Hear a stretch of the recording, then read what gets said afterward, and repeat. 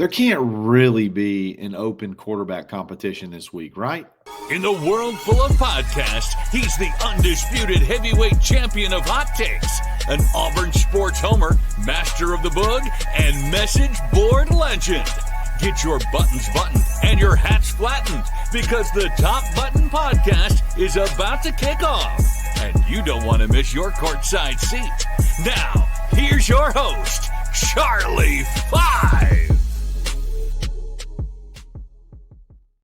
Yes, sir. We're back. It's another episode of the Top Button Podcast. I'm your host, Kyle Rush, a.k.a. Charlie Five, and we're ready to get after it. Happy Tuesday. We're going to talk about some of the topics from Hugh's press conference yesterday and things that he said elsewhere about quarterbacks this upcoming weekend against Kentucky. We're going to talk about red zone issues and what's a really interesting quote back from when Hugh was hired. That's going to be fun to revisit. And then some injury updates. We're going to talk Cam Coleman. We're going to talk Darrell Robinson and all that good stuff here in just a second. But before we do that, let's give a quick shout out to Rhoback.com. Use coupon code BARN20 to take 20% off your order. Polos, pullovers, hoodies, they got it all. They got Auburn licensed apparel. The Auburn stuff is fantastic. Definitely need to show them some love. And you can save big too. So make sure you use the coupon code, save big. Check them out. It's Rhoback.com. Obviously, the opening question of the press conference is going to be about the quarterback. I mean, everybody knew it was coming. And it was asked, and I think that's totally fine. I mean, that was the main issue or the main bit of information that you wanted to get out of yesterday. And his answer, I don't want to say is surprising because I really don't know what you benefit if your team knows who the guy is. I really don't know what you benefit by putting it out there into the universe. But he said it was going to be a competition. He said, I don't think there's any greater motivator than competition. That's what this is. It's an open competition to see who prepares and plays the best. They'll both split reps and then we'll make a decision. So usually Hugh does a little media appearance after practice on Thursdays. And sometimes you get some updates and sometimes you get some of your bigger updates on things. So what I'm assuming is that if you get an announcement at all on who's starting, it's probably going to be then. It's probably going to be that Thursday post-practice interview session is when you might hear an update. But that's not really the question. The question is it truly going to be a quarterback battle throughout the week? Is there really an opportunity for, I hate to say it and I hate to be this way, but is there really an opportunity for Jackson to earn his way to being able to start on Saturday? And for the life of me, I know you're going to hear this on multiple shows today. It's going to dominate the conversation. But for the life of me, cannot fathom running him out there on Saturday. And that is super – it's not like he's trying to do anything bad. It's not like he's a bad teammate. It's not like it's any of that. It's just run its course. It's run its course with the team. I think it's run its course with the offense. It's run its course with the fans. You just won a game. You got a chance to win 2 in a row. I go back. I was thinking about Major League 2. You think about the coach coming in and he's like, well, guys, we won a game today. We win one tomorrow. That's 2 in a row. You win another one. That's called a winning streak. It's been done here before. I kind of feel the same way. You won a game. On Saturday. You got a real good chance to win another one. That could be 2 in a row. You go to Vandy and win that, and you could get on a winning streak. And you had a little spark. whether it's quantifiable on the stat chart, whether it's quantifiable in the box score, who cares? You had a spark. You had a team that looked like they had hope.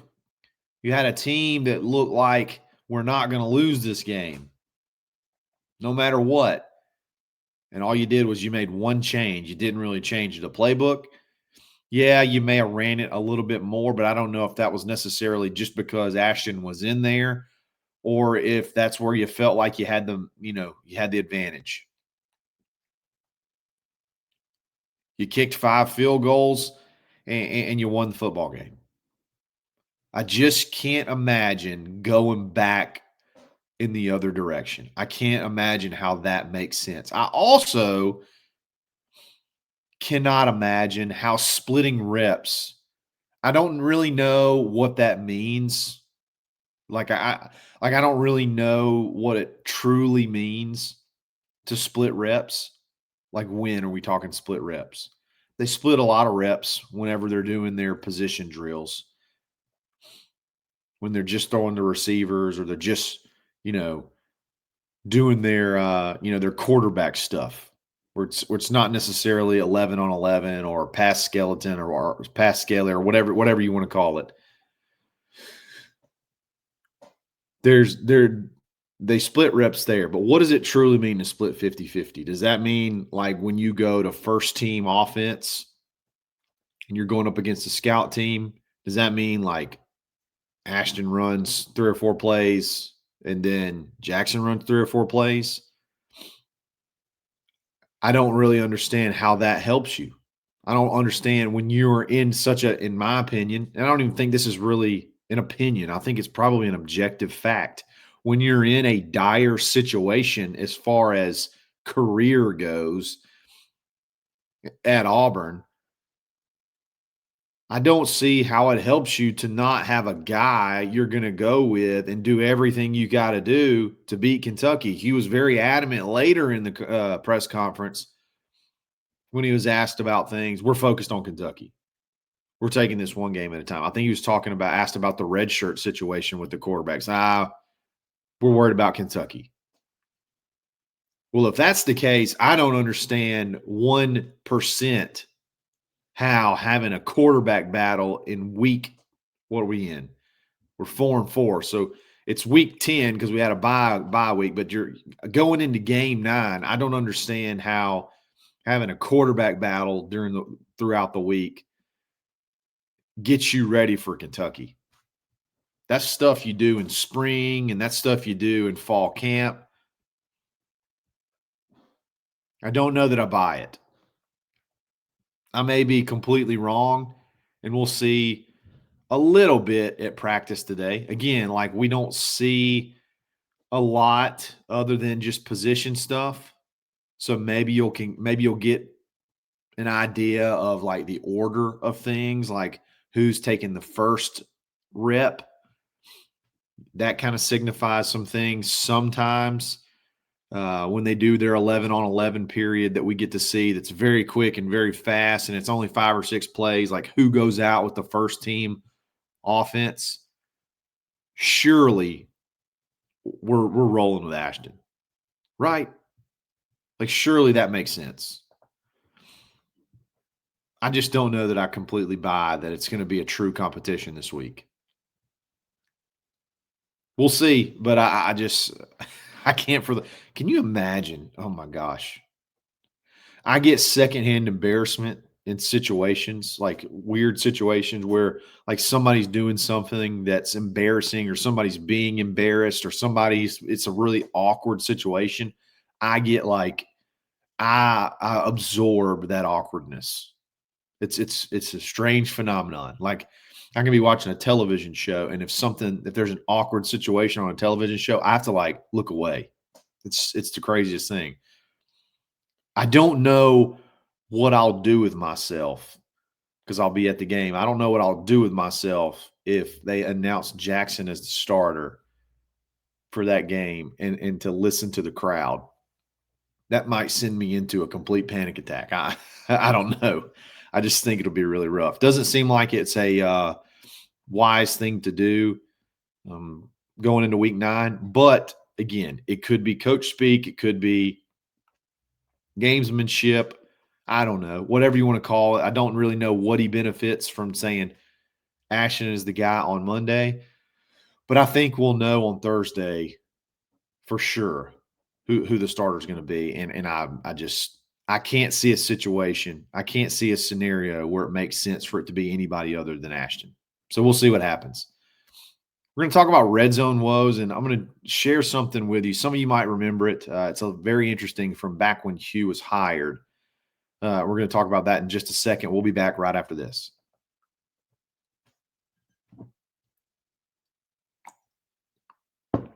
When Hugh was hired, you have to go back and remember we're going to go find an offensive coordinator. We're going to go find somebody to call plays. It's going to be the first time in my career that I'm not going to be calling plays, blah, blah, blah, blah, blah, all that good stuff. Okay. And I actually got this scenario. I recorded with my buddy Ben Taylor yesterday, and I remembered this, but I remembered it backwards. Okay. So this is the interesting part. Okay. So when he was talking about going and searching for an offensive coordinator, this is what he said. When I watched some of their games, and I guess their games there is being the targets, the offensive coordinators that he's looking at possibly reaching out to. So when I watched some of their games, I think I could really help them with their red zone play calling, and they could really help us with everything else. Think about that. So at this point in time, Hugh is insanely confident about red zone. Like, hey, I'm the red zone guy. So whoever I bring in, they're definitely going to benefit. They're going to benefit from just being here because of how good we are at calling plays in the red zone. Now, look, I'm paraphrasing, and that's probably extreme paraphrasing, but that's what it felt like from reading that quote. Is like I'm a red zone guy, and anybody that comes here, we'll be able to add those two things together, and then we'll be really, really good. So scratch that first year, scratch 2023. When you look at just red zone production, Auburn has been historically bad for 2 years in a row, particularly in touchdown percentage. Field goal percentage, scoring percentage. Look, last year, obviously, you had the issues kicking field goals. That's always, that is what it is. This year, you've been much, much better in the red zone from a field goal kicking perspective, but you've been equally as terrible, and even, although it's just fractionally, a little bit worse in the red zone this year than you were last year. With all of the tools in the tool shed, with all of the weapons, you're bad. Let's just say it. It's really, really bad. And I, for the life of me, cannot figure out how that's the case. All we talk about we can talk about reasons till we're blue in the face. For whatever reason, when Auburn gets into the red zone, the last 2 seasons, with this offense, with whatever philosophy you have, it's not scoring touchdowns, period. There's going to be people that says we don't run it enough, that say we don't run it enough. That may be the case. Could be a part of it. There are going to be people that say, oh, man, you're doing one thing all the way down the field, and then you change it up when you get in the red zone. That may be the case. The fact is, when it gets to crunch time and you get in there and you're ready to punch the ball into the end zone, we don't seem to have that package. We don't seem to have that short yardage, like just no doubters, 100%ers, those easy plays. Some teams, when they get in the end zone, it's almost automatic. It's easy. We have hundreds of different plays and things that we can do to get easy matchups, to put linebackers in coverage and stress them out. And we got pick plays and we got all kind of stuff that we can run. And what I've seen over the last 2 years is Auburn has none of that. Nothing is easy. No, every yard is a fight when the field starts to shrink. It seems like you immediately get behind the chains. You're gonna essentially if it's first and goal from the if it's first and goal from the 9, you're going to be second goal from the 9. If it's first and 10 from the 15, you're going to be second 10 from the 15. And I would have to go back. I would really love to go back and really chart what happens on first down when you get in the red zone. But there's just nothing that's there's nothing that's easy. Everything becomes extremely low percentage plays when you get into the red zone. I just found that fascinating that when Hugh got here, in his opening press conference, it was like, hey, I'm the red zone guy. And there may still be some of that in there. And you just haven't quite got the quarterback right yet. I'm trying to give any benefit of the doubt that you can possibly come up with.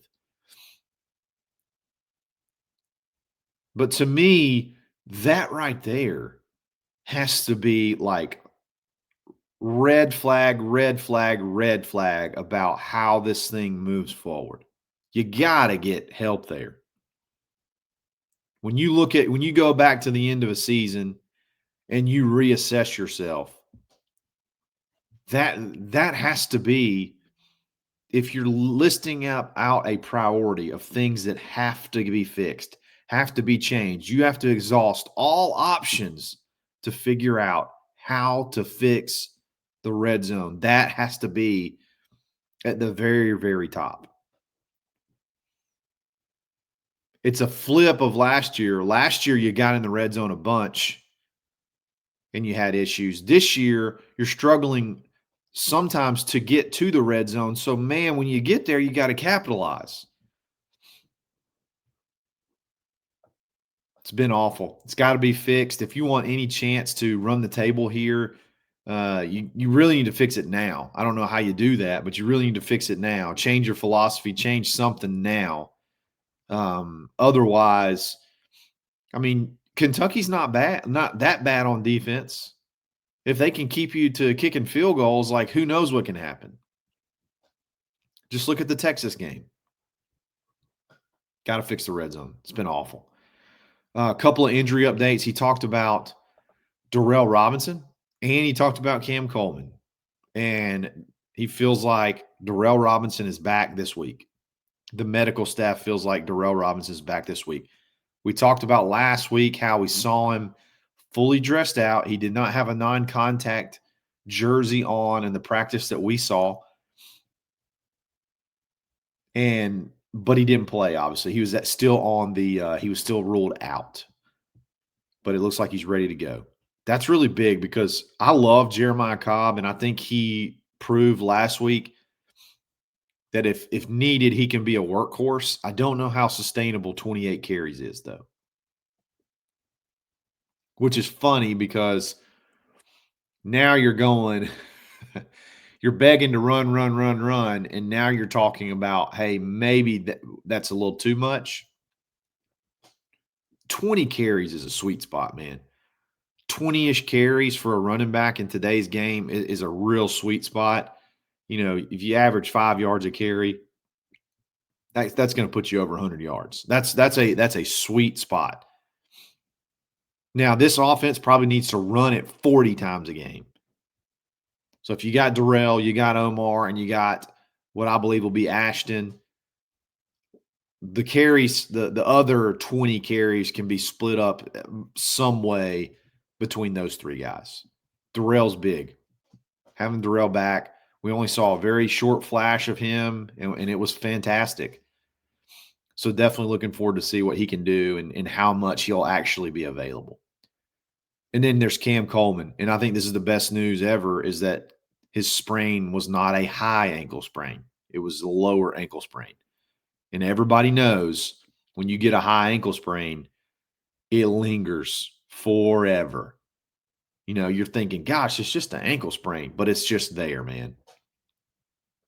When you're planning, when you're cutting, when you're running full speed and you're shutting it down to run that comeback route or cut real hard and run that out route, you got to be able to be confident that your ankles are going to be able to hold up, or that it's not going to be so painful and you're just thinking about it when you're running. You're thinking about, oh man, this is going to hurt. So do you really go 100%? They just linger, man. Those high ankle sprains just linger. But Hugh says the lower ankle sprains tend to heal quicker. So we're hopeful we can get him back soon. I don't know that you necessarily rush it here, man. I don't know that you need him against Kentucky. I know that we just talked about how serious this next game is, and you got to win this next game. But where you really need Cam is against Vanderbilt. Where you really need Cam is against Vanderbilt and Alabama. So even though it's a low ankle sprain, turning it around in 1 week like that seems to be a bit of a stretch.